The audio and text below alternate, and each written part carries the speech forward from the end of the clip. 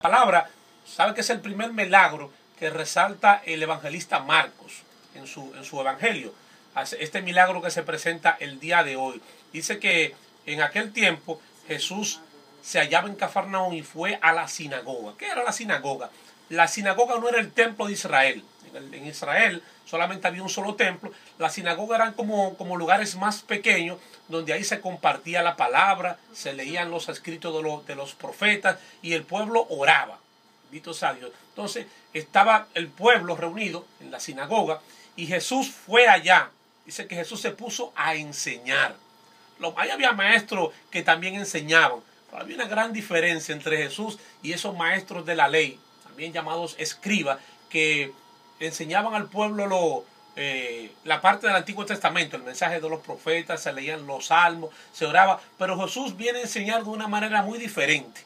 Y eso resalta, esa característica de Jesús la resalta el evangelista en el día de hoy. Dice que Jesús enseñaba como quien tiene autoridad y no como los escribas. O sea, los escribas no enseñaban con autoridad. ¿Qué significa la palabra autoridad? La palabra autoridad significa que Jesús enseñaba con poder, enseñaba con unción, enseñaba con Espíritu Santo, o sea, enseñaba bien ungido, porque es el mismo Hijo de Dios. Y ahí resaltaba la diferencia entre los maestros de la ley, entre los escribas y Jesús. Y eso comenzó a llamar la atención de la gente. La gente se decía, pero ¿y de dónde este que habla con esa autoridad? Y en esa sinagoga ocurre un milagro extraordinario, un milagro grande, bendito sea Dios. Ese milagro que sucedió también Jesús lo puede hacer en tu vida. Jesús lo quiere hacer. Dice que en la sinagoga había un hombre que estaba poseído por un espíritu inmundo.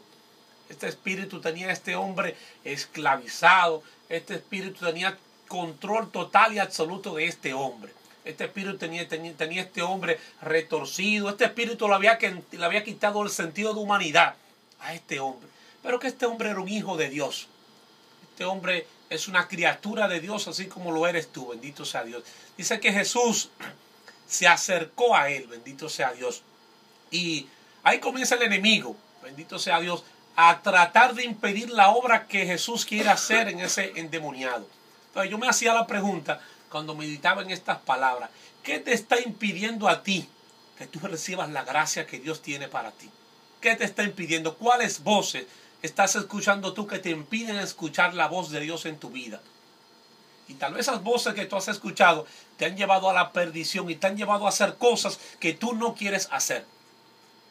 Esos hermanos que están en la cárcel, que hoy quisieran estar con su familia, no quisieran estar ahí, bendito sea Dios, pero en su vida han escuchado otras voces que lo han apartado del camino de Dios y lo han llevado a hacer cosas que no vienen de Dios. Y por eso hoy están cumpliendo una condena en la cárcel, bendito sea Dios. Entonces, yo quiero que meditemos en estas palabras en este día. Hermano, ¿qué te impide a ti escuchar hoy la voz de Dios? ¿Qué